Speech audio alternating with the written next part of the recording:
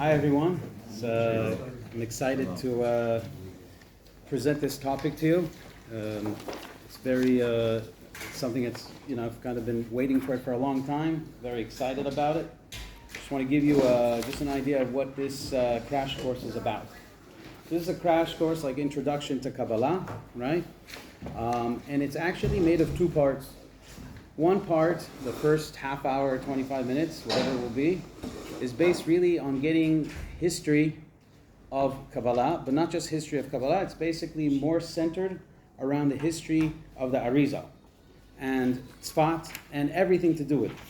And everything is based, most of the information is based on this book. This book is called Ha'ari V'Gurav, the Ari and his cubs, not the Chicago Cubs, but his Gurim. The Ari stands for, like lion. It's really initials for Ha'eloki Rabbeinu Yitzchak. That's where the name Ari comes from, Rabbeinu Yitzchak Luri Ashkenazi, right? So this book, just so we know where it comes from and why it's reliable, this book was written by Rav Shlomo Shlomo. Who's Rav Shlomo Shlomo? Rav Shlomo Shlomo is a Jew who made Aliyah to Tzfat in the year 1600. Now, just to get a historical perspective, by the year 1600, the Arizal already passed away 30 years ago. And who's left? Gurei Ha'ari. The Arizal's students are still alive, at least some of them. And this rabbi came from Poland, and he tells his story how he was in Poland. I mean, we'll go through the book, so we'll, not today, but we'll see it later in the book. Basically, he says that at the age of 22, he had this tremendous urge to know HaKadosh Baruch Hu. And he was a learned person, but at that time, the Arizal's Kabbalah did not spread to Europe because there was like a ban to teach this stuff outside of Israel. But at some point, which we'll learn about this whole evolution of how the teachings of Arizal spread and their effect, it got to Poland, and this guy was like, he was blown away. He told his wife, "We're making Aliyah." She said, "I'm not." So he said, "Here's your get." And he gave her everything, he said, except the shirt on his back. He gave her literally everything. He makes Aliyah at Tzfat. He comes to Tzfat, and he describes what he finds there. But it's a first-hand account. He basically marries a daughter of the student of the Arizal, and therefore he has a very close access, not only to the students of the Arizal, to the closed circle, consisting of only a handful of students, but he's actually got his hands on original manuscripts that at that time almost no one had. And all the stories that he tells over here is basically first-hand stories from students of the Arizal.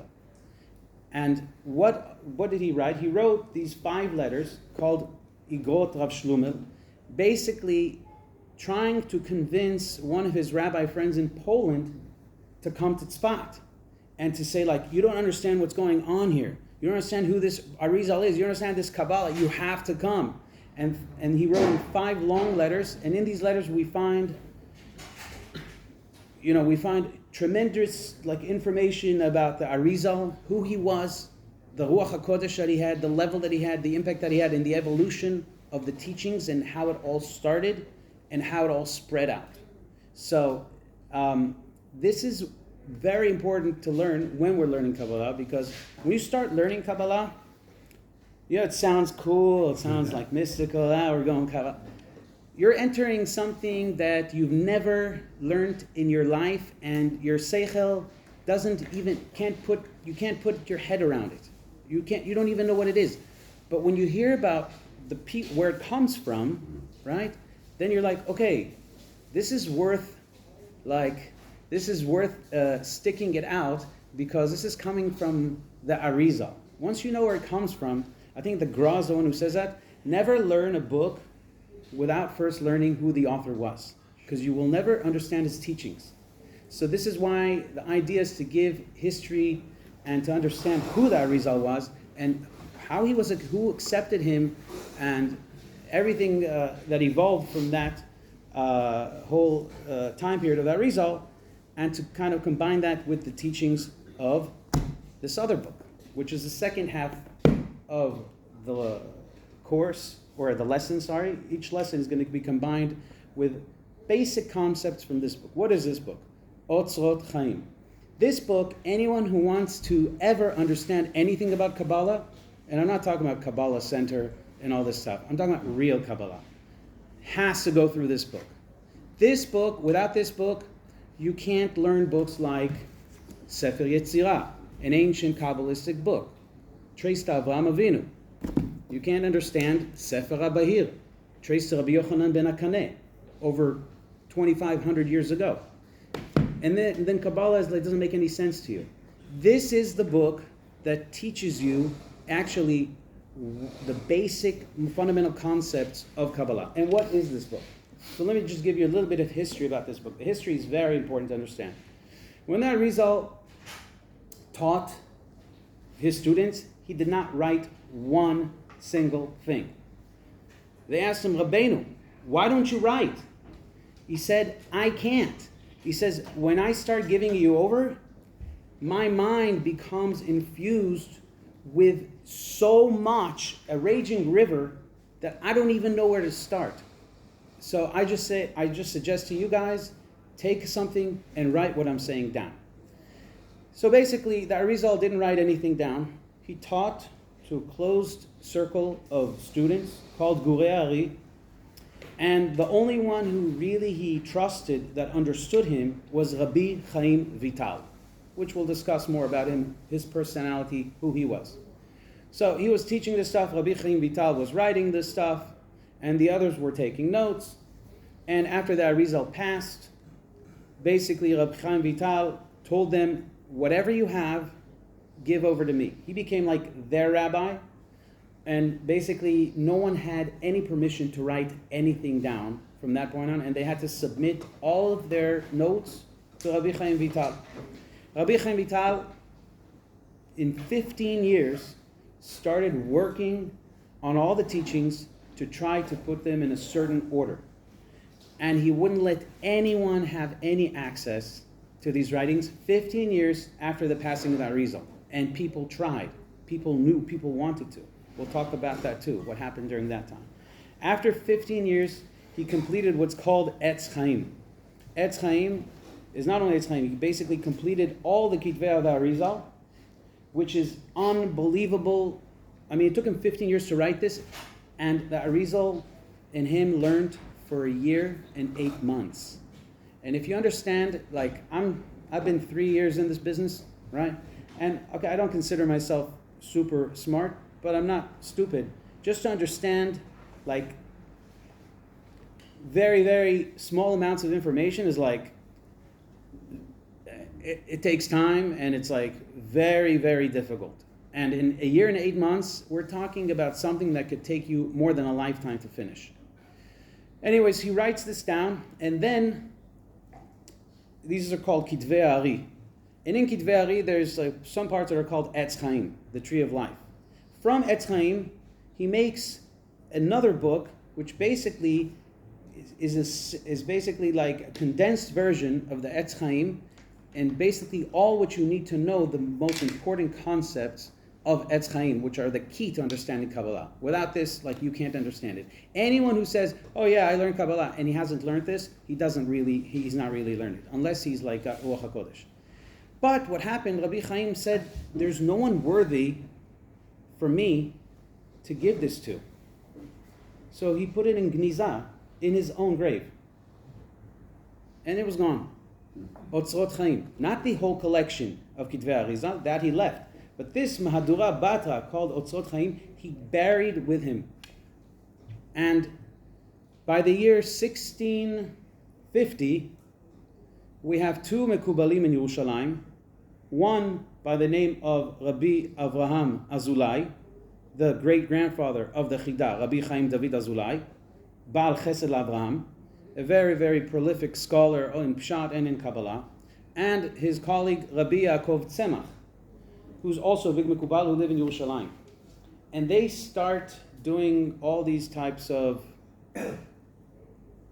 Kabbalistic preparations in order to ask Rabbi Chaim, who's on the other side, can we get the book?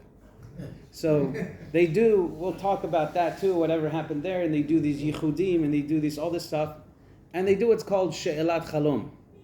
The she'elat chalom is like when you pose a question before you go to sleep, and you ask someone to appear in your dream, a certain person, and give you the answer. And that's what they did, she'elat chalom. And the Chida writes in his book, Shem HaGdolim. The Chida is a great-grandson of Chesed Avraham. He's in the year 1715. So he's just like 3 generations from his great-grandfather. He knows this firsthand. He was in Yerushalayim. He was in Hebron, he was in Yerushalayim. And he writes in Shem HaGdolim, they did a She'elat Chalom, and the permission was given to them to dig this from his grave.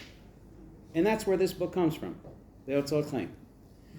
So this book is what everyone uses to start learning real Kabbalah. How did I get into this?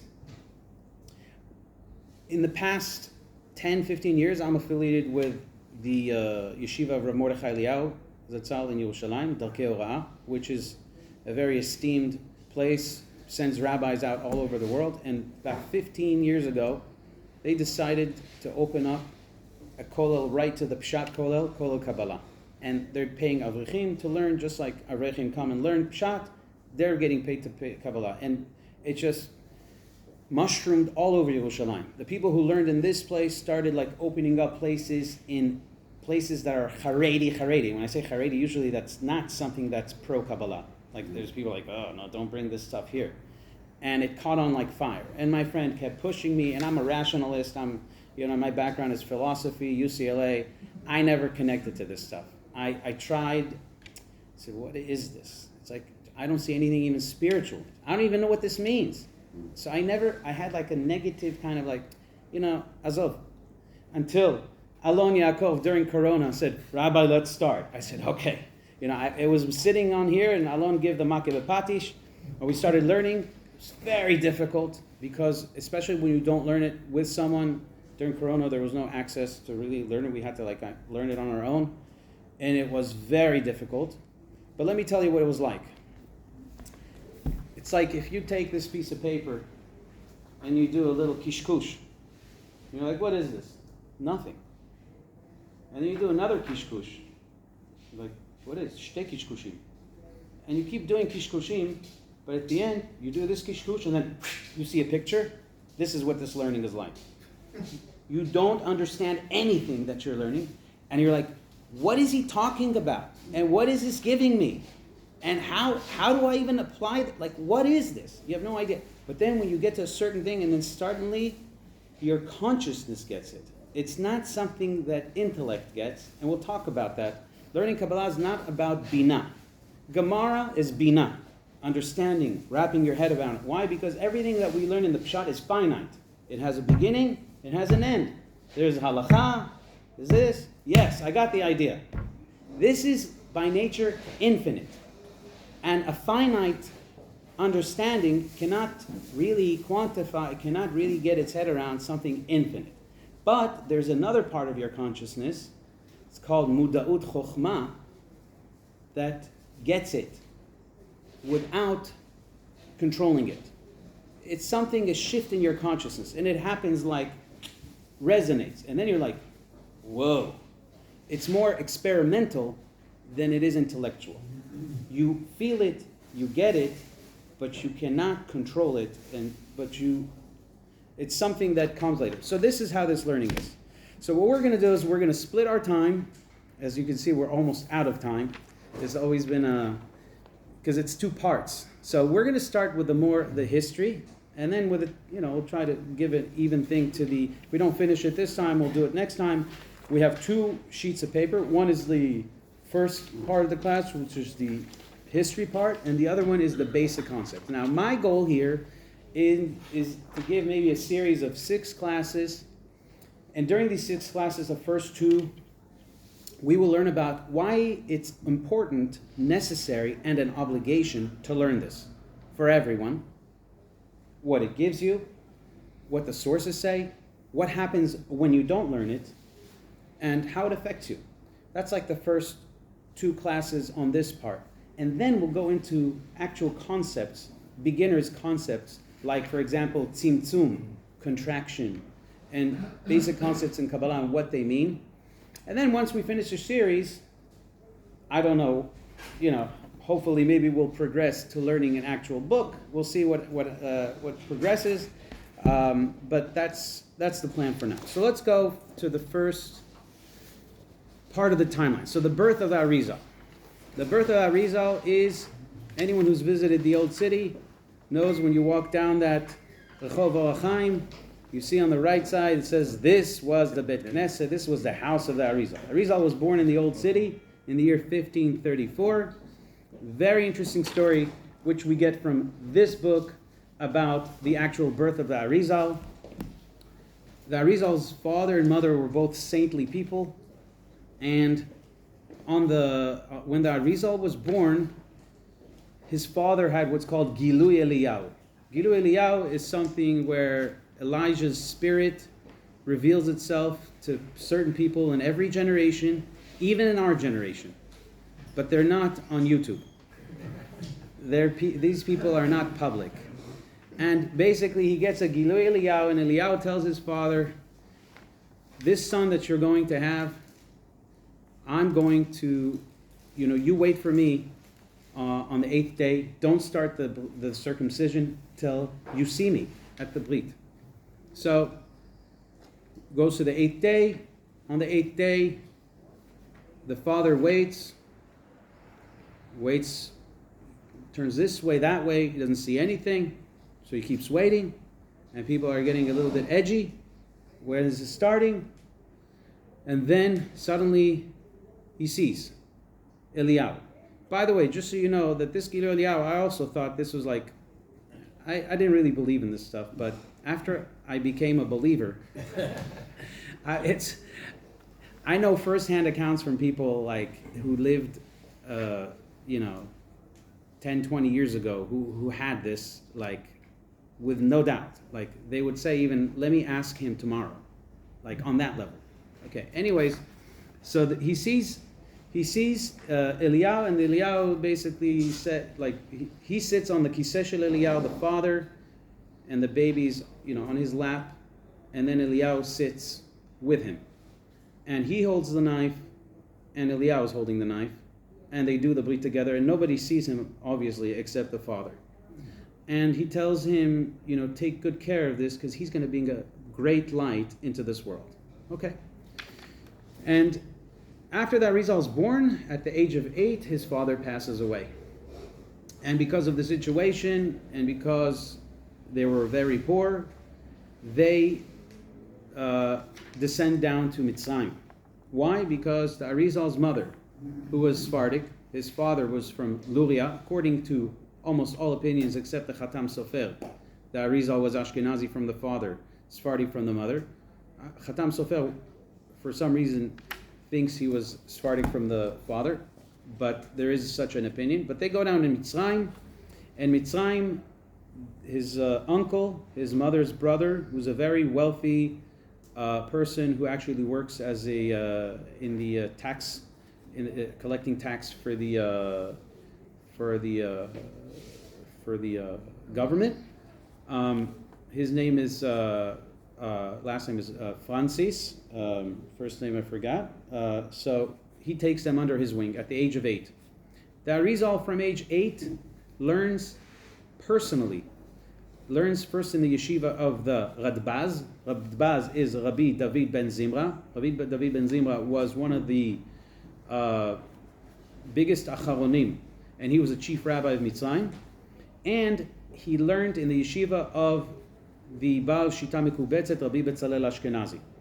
Anyone who knows the Shas, Shita Mekubetzet is the very well-known book in the yeshiva world. And by the age of 15, he surpasses all Chachmei Mitzrayim, all the Torah scholars of Mitzrayim. At the age of 15, his uncle gives his daughter, the Arizal's cousin, to him as a wife. And then the Arizal spends, this we actually read here, and I purposely wrote this in Hebrew because it's coming from this book. I'll translate as we read. At the year 1549 is when the Arizal goes into periods of seclusion, of התבודדות.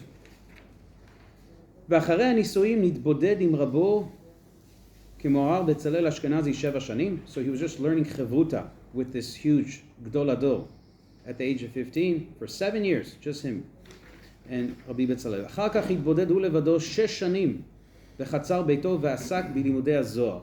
So at the age of 22, the Arizal is already learning all by himself, and he starts learning Zohar for 6 years. So he's already 28. עוד הוסיף להתקדש בקדושה יתרה 7 שנים רצופים בבית אחד בנוי על נהר הנילוס. Then he goes into total seclusion where he has his unit on the Nile, שנתגלה אליו אליהו הנביא ואמר לו שיתבודד במקום שלא יהיה לו שום דיבור ועסק עם שום אדם. He had a גילוי אליהו who started appearing to him and told him to seclude himself in a place where he doesn't speak with anyone or has no business with anyone. ובחוץ היו לו כמו 20 עבדים של חמיו. He had about 20 servants who worked for his father-in-law. שהיו עומדים על המכס הגדול של מצרים. They used to work for the father-in-law. וישב הוא לבדו ואין אשתו עמו. He was without his wife. ולא היה משיח עם שום אדם. He wouldn't speak to anyone. ובערב שבת סמוך לחשיכה, before sundown, ערב שבת, בא לביתו, he would come back home, ולא היה סח עם שום אדם, אפילו עם אשתו. Don't try this at home. אלא להכרח גדול. He wouldn't barely converse with his wife, only when it was really necessary, בלשון הקודש מקצר ועולה. ושם זכה, during that 7-year period, לרוח הקודש, ולפרקים נתגלה אליו אליהו הנביא, and on a certain times Eliyahu would appear to him ומלמדו סתרי Torah, and would teach him סתרי Torah. Just so you know something about Kabbalah, most of the information, whether it's a Zohar, it doesn't come from this world. You have to know that. It comes from the other side. And it comes from neshamot, of people who'd passed away. So it's not like someone sitting down and he's like, and he's like intellectually like coming up with ideas. It's coming from a different dimension, right? So whether it's Eliyahu or whether it's Tanaim, whether it's other people who've passed away, this is where a lot of this information is coming from. וזכה שבכל לילה עלתה נשמתו עד שהגיע אצל המלאך הממונה על כל הנשמות והיה שואל אותה לאיזה ישיבה רוצה ללך.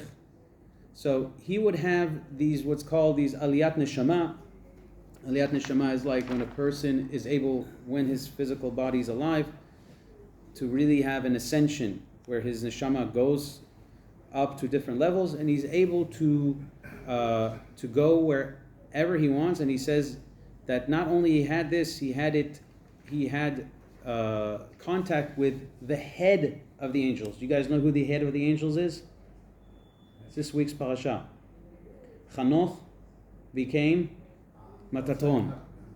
Enoch, it's not the Christian thing. The book of Chanoch. Chanoch was taken by God. He didn't die, right? What happened to him? He became Hamalach Metatron. This Malach Metatron is basically the head angel of Olam HaYetzirah, which is the world of angels. Anyways, the Arizal is directly in touch with him. And he tells him, where do you want to go? And he tells him, I want to go talk to this person. I want to talk to this yeshiva. He had basically, like a platinum card to go wherever he wanted. Rav Yeva Saba, Rav Amnuna, או ישיבתו של בן צלון, או של אהרון הכהן, או לפעמים בישיבתן של הנביאים, even as far as the prophets. ותכף מוליכים אותו לשם כרצונו. והיה אומר, he used to say, שאם יכתוב 80 שנים, if he would spend 80 years writing, מהחוכמה וסודות העליונים שמוסרים לו בלילה אחד, 80 years on what he gets in one night, לא יספיקו לו לכתוב הכל. Right? That's what the Arizal would say. What he learned in one night, if he spent 80 years to write, he wouldn't have enough time. There's a story about one of his students, and this is coming from Rav Shlomo, who's talking to the students, and this student, Rav Avraham Levi, one time, Arizal's taking an afternoon nap, and he was very much for sleeping on Shabbat. He said it's very good for the neshama. On the weekday, no. There's a reason for that, because on the weekday, the Arizal is one of the ones who revealed that you can actually, without knowing subconsciously, attract parts of spirits of people who've passed away. It's just like suddenly you feel like something like takes over you, and you don't even know, you have no idea. People today go to the psychiatrist to take pills for this stuff. They call it panic attacks, or they call it this, whatever. That Rizal said on the weekday, sleeping is not conducive, because there's actually no positive thing spiritual about sleeping on the weekday, but on Shabbat there is. So anyways, on Shabbat, when he was sleeping, suddenly the student hears him moving his lips, and he's muttering something. And so the student goes, and he's like, I have to hear what he's saying. So he comes close to him, and then Arizal wakes up. He says, what are you doing? He said, well, I saw, the Rebbe's sleeping, and he was like moving the lips. I want to hear what you're saying. He said, every time I go to sleep, they take me up. My neshama goes up. And today I learned about the donkey of Bilam. The whole sod about the donkey of Bilam and what it means. And by the way, if you think these stories in the Torah are like first grade stories, then you're in first grade. You should know that all the stories in the Torah, everything, it's just a cover for something else. Anyways, today I learned about the whole thing of Bilam. And he said, teach me. He said, and he laughed and he said, this is like where this is taken. He said, if I had 80 years to live, I couldn't tell you what I just learned right now. That deep. Anyways, so this level of Ruach HaKodesh, Arizal already reaches in Mitzrayim. But at the age of 36, Eliyahu tells him, your time is coming to an end in this world. You have to move to Tzfat. Because in Tzfat, there's someone who your entire purpose in this world is to give over everything you know to him. And his name is Rabbi Chaim Vital. And you must move to Tzfat, because you don't have a long time to live anymore. So in the year 1570, after the Arizal had spent 7 years in this seclusion from periods of seclusion, he finally moves to Tzfat. And he's only in Tzfat for a year and 10 months. And that's it. That's the end of his life. And if you know the impact, like you wouldn't even believe, I don't think there's anyone in Jewish history who was exposed to the world for such a short amount of time and had a disproportionate impact like that shaped all of Judaism. Like not just like a sect, it's like everyone, from right to left. So let's go to the next station over here, 1570. Achar ha-20 shana shel prishut hagdola she'asa b'Mitzrayim. After the 20 years of being secluded, that he secluded himself in Mitzrayim, נתגלה אליו אליהו ז"ל ואמר לו, כבר הגיע העת סמוך לפטירתך, ואותו הפעם היה בן 36 שנים. ובן 38 שנה היה כשנתבקש בישיבה, ועוונותינו הרבים פה צפת. He was 38 when he was called up to שמיים, ואמר לו, אתה עלה לצפת ושם תצא מערך חיים ויטל, אותו תמשך תחתיך. You have to like anoint him, like instead of you, סמוך ידך עליו ומסור לו כל חוכמתך כי הוא ימלא מקומך. He's going to be your, he's going to take your place. וכל עצמותך, your entire being. לא באת בעולם הזה אלא לתקן נשמתו של רבי חיים כי היא נשמה יקרה מאוד. It's a very precious soul, Rabbi Chaim, ועל ידך יזכה לחוכמה ויצא ממנו אור גדול לכל ישראל. So this is very important because when we'll see the story later about the stories about Rabbi Chaim and the Arizal, basically everything Rabbi Chaim wanted to know, Arizal couldn't say no, which eventually led to some deaths, which he did not regret, the Arizal. But he had like a gzera on him that he couldn't say no. Whatever this guy wanted to know, the Arizal couldn't say no. He could tell him, I'm warning you, it's not kedai, but if he decided this is what he wants to know, he would have to teach it. It was like, he was here for him. ואני מבטיחך And Eliyahu says to him, I promise you, שאתגלה לך בכל עת שתצטרך לי, ואגלה לך רזי העליונים והתחתונים. I will reveal to you, the deepest secrets from above and below, וגם הקדוש ברוך הוא ישפיע עליך רוח הקודש 1,000 ידות, מה שלא תוכל לזכות פה על האדמה הטמאה. This is why we're in Israel. So he basically says, even as high as the Arizal reached in Chutz La'aretz, it doesn't compare to the level where he reached in Eretz Yisrael. He was, if you were to read this book, you wouldn't even believe this stuff. He was able to he was able to tell you this Tana is buried here. Like there's no more. This Tana is buried there. And he was able to communicate with, all this because he came to Eretz HaKodesh. והוא גילה אותם בסוד לשרידים בני סודו שבארץ ישראל. The Arizal revealed those secrets to that closed circle in Eretz Yisrael. So basically the period of where the Arizal basically is exposed to the world is between 1570 and 1572, a year and 10 months. When the Arizal arrives in Tzfat, the leading rabbi in Kabbalah is the Ramak, Rabbi Moshe Cordovero. Rabbi Moshe Cordovero was born in Tzfat. His family's from Cordoba, just as the name says, and he was like the leading Kabbalist. And that Arizal joins, no one knows who this guy is. He comes from Mitzrayim, no one's sending letters this huge Kabbalist. No one knows him. He comes as a Pashut guy and sits down and learns with the Ramak. The Ramak passes away after a month of the Arizal's arrival. We'll continue this next time. So, but now, I have to give you something at least of this. We're not going to finish this, but we'll start this today. Now we're moving to the other second part of the shiur. We have about 10 minutes or 10, 15 minutes. Anyone wants a sheet, there's more here.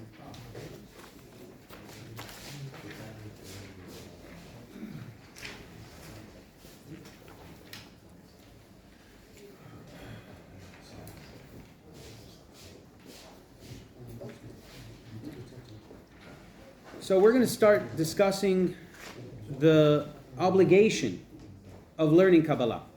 Not like the privilege, obligation. And you're going to hear some pretty harsh things that make you say, wow, I didn't know this was so important. And I don't even see the Haredi world even doing this. You're going to hear some pretty harsh things about what happens when the Jews don't study it and why it's so important. So let's start with Seif Aleph, the Chiyuv of Limud Sodot HaTorah. So this is quoting from different sources. They're all, they're all from the 15th, 16th century and on, not before that. ועוד אמרו חכמי האמת שכל נפש צריכה לעסוק בפרדס. Every soul needs to engage in Pardes HaTorah, Pshat, Remesh, Drash, Sod. It's intentionally in that order, meaning Pshat is the lowest. And then it's supposed to lead you to Sod. So all these four aspects of Torah must be engaged. כפי מה שיכולה להשיג, according to how much a person can try to understand, ולידע, ולכל מי שיכול להשיג ולידע הרבה. ואם נתעצל, if a person procrastinates, ולא השיג, and he didn't try, וידע, אלא מעט, צריך לבוא בגלגול. He needs to come back in a reincarnation עד שישיג וידע כל מה שאפשר לנשמתו להשיג מידיעת התורה. So this is like his lifetime here is incomplete if he could have gotten closer and didn't. הן בפשטי התורה, הן הלכות, הן ברמזים, דרשות וסודות, כי כל מה שנשמתו יכולה להשיג ולידע מידיעת התורה, זהו תיקון שלמותה. This is a person's tikkun, whatever he can achieve in the Torah. ואי אפשר לה להתקן ולהשתלם בצרור החיים את השם במקורה שחוצבה משם. He cannot reach when he passes away, when he's connected to the source of life.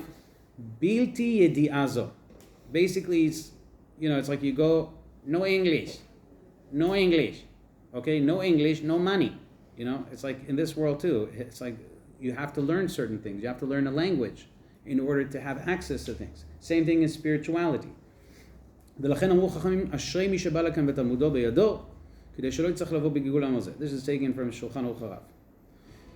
Baal HaTanya says, ידיעת המציאות knowing the ultimate nature of existence. Mihishtalshelut. Hishtalshelut, I haven't found an English word that kind of captures the essence. Maybe someone could help. Evolution is what it says in the dictionary, but evolution is from down to up. Hishtalshelut is from up to down. Hishtalshelut is basically how the infinite light unfolded. So the study of Kabbalah basically focuses on the whole structure and how everything unfolded and the whole system of things. So knowing that, he gam ken mitzvah rabba, is also a great mitzvah, v'nisav adraba, ola al kulana. It's actually the most important. Kmo shenemar v'yadat hayom levavecha dat Elohei avicha v'mevia lelev shalem shehu ha'ikar. The Baal HaTanya is basically saying like this. In Judaism, you're learning right, Gemara, nice, Halacha, very nice. You're learning Musar. What is the study of God? There is none. This is it. If you're busy studying all the different things, like in Pshat, it's Akol Tov. But you're not studying the Ikar. The Ikar is learning Elokut, like to understand who is God, like and you actually learn about Him and the Torah, the entire Torah. So if you don't learn that, everything else loses its. You really don't understand the Pshat either. Everything is connected here. Gimel. This is the Gra. The head of the yeshiva world was a huge mekubal.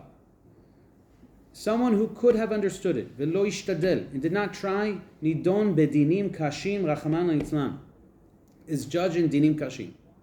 As you know, I don't know if you know, the Gra in 1750, he wrote a book called, his student wrote a book in his name called Kol HaTor.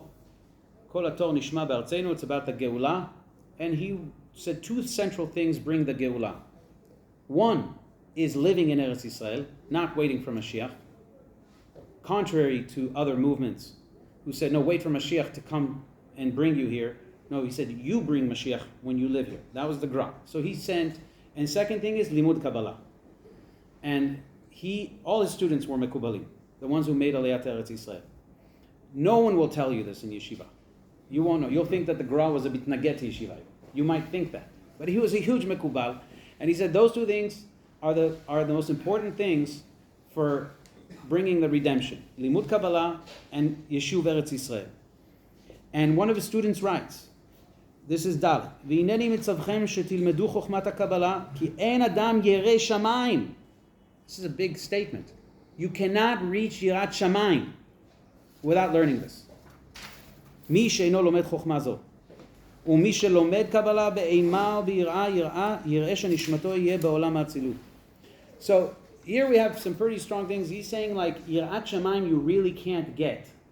I mean, when we say Yirat Shamayim, you can think, okay, Shomer Shabbat, I try not to speak Lashon Hara. There's that Yirat Shamayim, but he's talking about a higher level of Yirat Shamayim, real Yirat Shamayim. He's talking about a level. We spoke earlier about that Arizal not talking a lot. You should know that Arizal was not someone who was like shy. The reason why he did not talk a lot, Rav Chaim Vital says, is because he was so aware of the Shekhinah, of the divine presence, he couldn't raise his voice. He was like, he would see things that he couldn't speak a lot. He was on such a high level that just like if I don't know, you're in a conference and everyone is, you're not going to start talking. Lo shayach. This is how the Arizal, this was his level. Okay, that's called Yirat Shamayim. So it wasn't like he was like trying to be quiet. This was his natural being. So Yirat Shamayim, there's many different levels, but he's saying here, without learning this, you can't really, because you don't know what godliness is about. So how can you be Yirei Hashem if you don't know what godliness is about? Ha'omer daili banigle. Someone who says, no, for me pshat is enough. Noach lo shelo nivra. It's better if he never existed. This is quotes from the Zohar. Someone who intentionally causes Kabbalah learning to be like shoved aside, and disconnected from the Torah Sheba'al Peh, Meoraita de Ba'al Peh, We're in Seif Hey. Umeoraita debichtav. And from the written Torah. Vegarim delo ishtadlun behon. And as a result, he also, causes other people not to learn it. Ve'amin delo itbei la pshat. He says, no, Torah is pshat. There's nothing more than pshat. Ube Talmuda. That's all there is. Talmud and Torah. Bevadai ki ilu hu yesalek nevi'u me'ahu nahar. It's as if he is cutting off the water supply from the fountain. Ume'ahu gan. And from that garden. Garden means something. Vaile. Woe to this person. Tavle delo idbiri be'alma. Better had he not been born. Velo yoli fa'u oraita and hadn't learned Torah. Debichtav Torah ve'oraita ba'devar peh. As a result, such a person who doesn't learn Kabbalah, as if he turned the world back to tohu vavo, vegarim aniyuta, ve'alma ve'orech galuta, and he just prolongs the galut. Basically, what this piece of Zohar is telling us is that learning Kabbalah is essential. It's not like, if you want, learn it. If you don't, you're not really connecting it to the Torah. And when you disconnect it from the Torah, we'll see in the next piece, you're doing harm. The Ramchal, in the year 1750, traveled through Frankfurt, Germany, which was once a Torah center. He said he saw 300 Talmidei Chachamim learning, but all of them were learning in the dark. Why? Because these Talmidei Chachamim had zero Kabbalah. And he foresaw that anyone who doesn't have Kabbalah integrated into their learning, that's not Torah. It's as simple as that. It's not Torah. So, look at what the Zohar says in Seif Vav. Tanina. Veruach Elohim merachefet. It says in the Torah, God's Spirit was hovering. My veruach. What is that Spirit? Ela bevadai bezimda de shchinta nachta begaluta. But certainly when the Shekhinah rests in the galut. Hai ruach nashiv al inu de mitaski ve'oraita. That Spirit that's mentioned in the Torah rests on those who engage in Torah study. Begin shchinta ishtakach benayu, because the Shekhinah is between them, amongst them. V'hai ruach itavid kala ve'yama, and that Spirit voices itself. Ve'yama hachi, and it says the following: Inun dmichin, those people who are asleep. Deshinta bechorehen stimin einain, people whose eyes are completely blocked. Atimei liba, whose hearts are sealed. Kumu, wake up. Vit'aru legabe shchinta, wake up for the divine presence. The shchinta, we'll learn about this concept, what it means. It's like the female aspect, the lowest aspect of the divine revelation. De'id lachun liba belo sechlon, you have a heart with no sechel. Leminda beve'iu benaychu, and the shchina is between you. And then it says, Vailon, woe to those, the garmi de yozi lemi ama. They're really telling the shchina, we don't want you here. Those who are engaged in Torah study, and velo yetuv la'alma, and it won't return to the world. The ilin inun de avdi leoraita yevesha. Strong statement. People who don't learn Kabbalah, says the Zohar, make the Torah dry. You know what dry means? Tasteless, intellectual, not spiritual. The whole spiritual component of Torah comes from Kabbalah. Even Talmud, even Halakha. If you disconnect Kabbalah from Pshat, you dry up Judaism. Then you have Reform. Then you have people who want to learn science. And then you have people who want to learn other things because this is not gratifying anymore. All the people who went off the derech is because they weren't connected to this. Because if you're connected to this, you can learn science, but not for geschmack. You learn science differently. Science doesn't conflict with Torah. You learn it as like, whoa, marabu ma'asecha Hashem. This is the source of life of Torah. When you disconnect this, says the Zohar, the Torah becomes dry. You basically disconnect it from its life source and from Hashem. They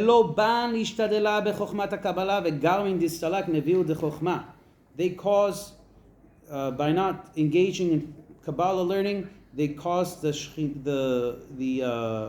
fountain of Chokhmah to become removed. The Ihu Yud, which is the first letter of Hashem's name, V'ishtarat Beit Yevesha, Vailon de Garmi Aniyuta Vecharba, they cause Oni, they cause destruction, Ubazeh Vehereg Ve'ovdan Be'alma.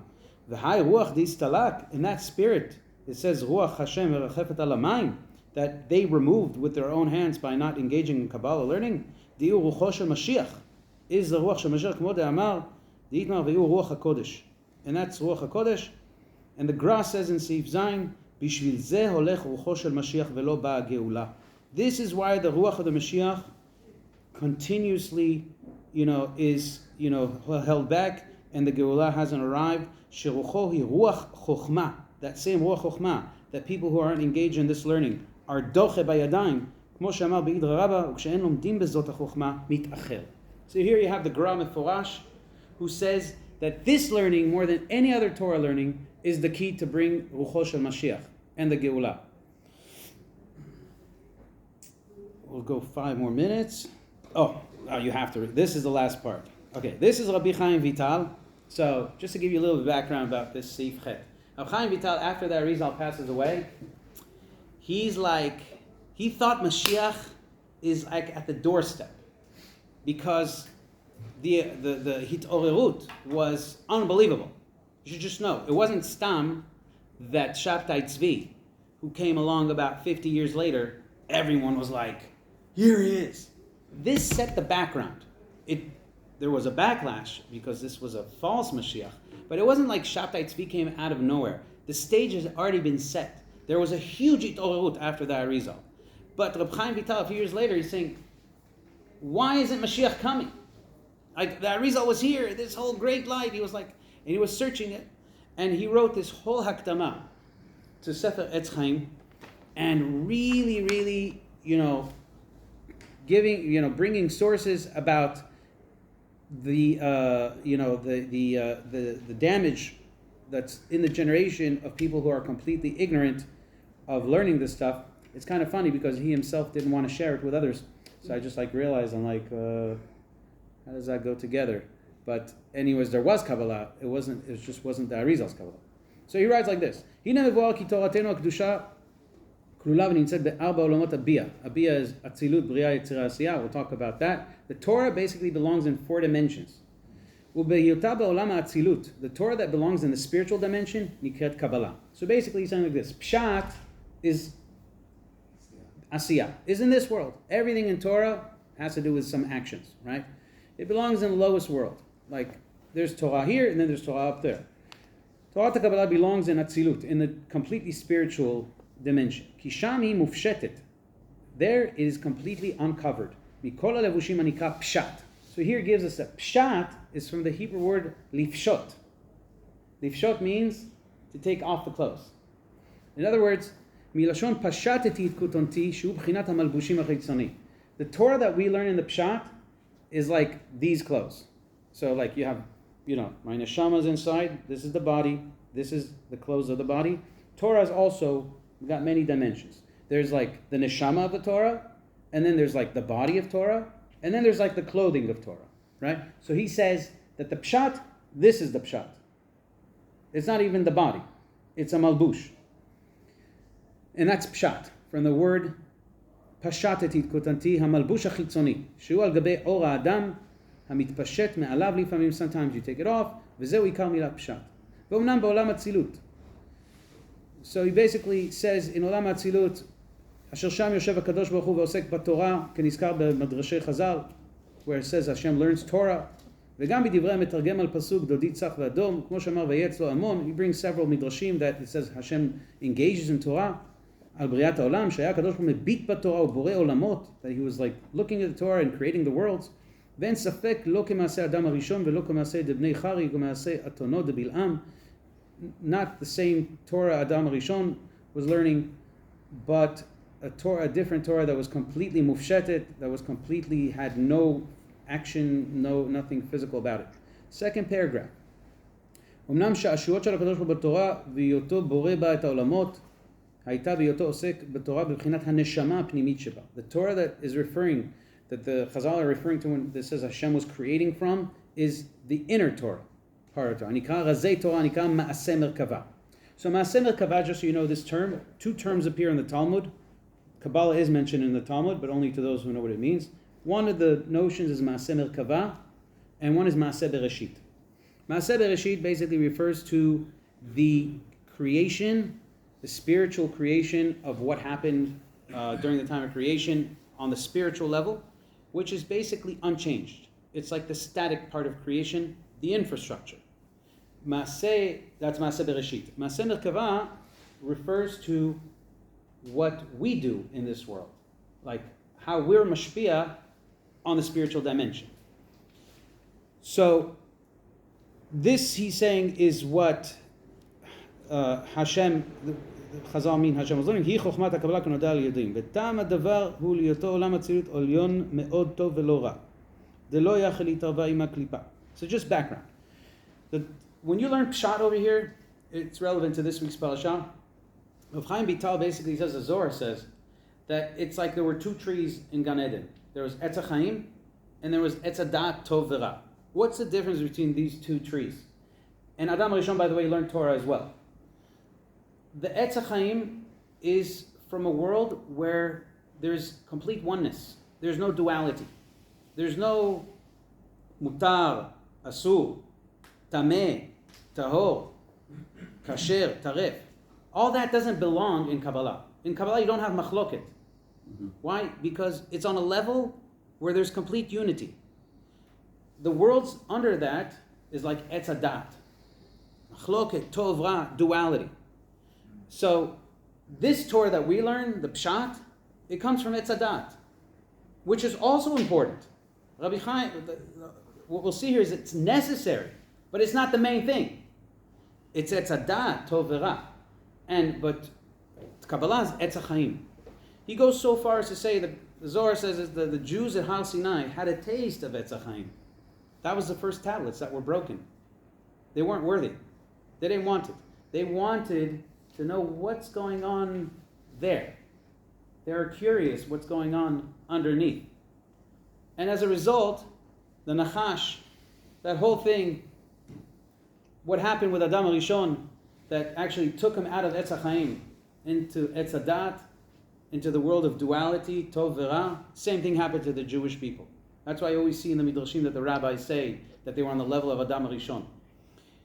This Torah that we have here nowadays is a levush. It comes from a different dimension, duality. But the Torah that's called Kabbalah is from a whole different world. And this is called Torah Hashem. This is like when it says Hashem is connected to, it's talking about this Torah. And let's flip the page. And if you look at the last paragraph, the relationship between the Pshat and the Sod, he's saying, is like Shifcha and Matronita.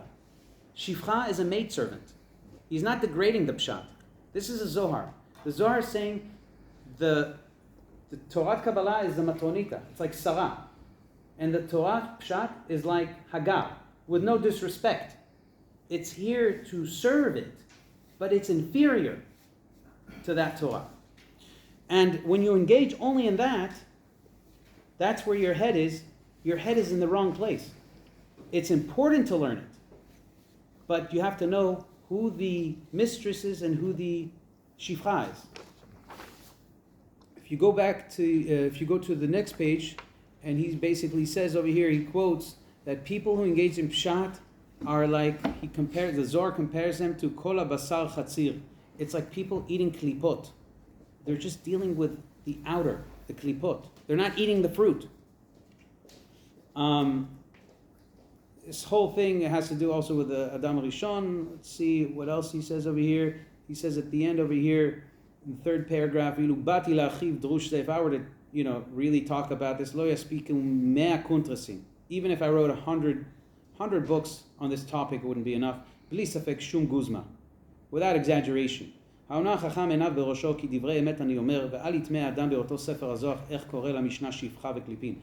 wonder how is the Zohar calling the Mishnah. By the way, the word Mishnah is from the word Shnaim, everything, machloket, right? That's where Mishnah comes from. It's just an outer shell בתכלית, אצל סודות התורה נגנזים ונרמזים בפנימיותה, כי כל פשטים בעולם הזה, everything we learn in this Torah, the pshat, has to do with olam hazeh. That's why you don't find any reference to olam haba in the written Torah and barely in the Mishnah. It's not discussed everything and nothing spiritual there. Everything has to do with olam hazeh. So people who learn this, they think Torah is olam hazeh. There are some rabbis, if you ask them if there's life after death, they won't even know what to answer you. They have become olam hazeh, and they take the Torah down to olam hazeh because they're learning that Torah. But that's not really what Torah is. The last paragraph. It has been explained in different places that the sin of the first man, he didn't want to engage in the Etz HaChaim, Shi Chochmat HaKaballah, Vezeu Atzmo Avon HaErev Rav. And this was the Erev Rav who took the Bnei Israel out of their level. We want to learn Pshat. Don't give us Kabbalah. It's too much. Lest we die. Now he criticizes the Bnei Torah in his generation. And these guys were like, top-notch Torah learners. Asher bizmanenu hamotzim shem ra al chokhmat ha'emet, who disgrace, who actually speak badly about this chokhmah, and anyone who engages it is going to die young. Yamut bekatzrut shanim, chas v'shalom. V'lachen nishtabru haluchot harishonot. This is why the first tablets were broken. Misitra de'etz hachaim, v'notnu lehem misitra de'etz hadat tov v'ra mishnah. And the second luchot is the second Torah they received. Mishnah shifcha de matronita, the maid servant of the mistress.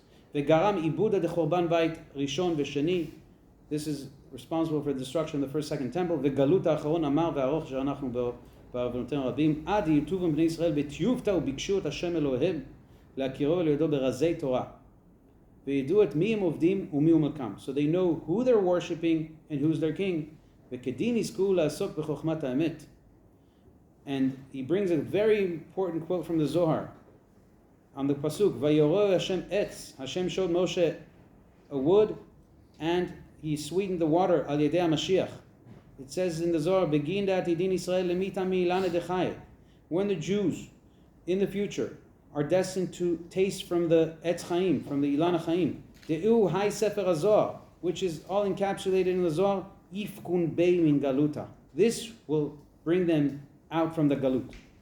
And that's Etz HaChaim. And basically it goes on and on. This is just a small quote.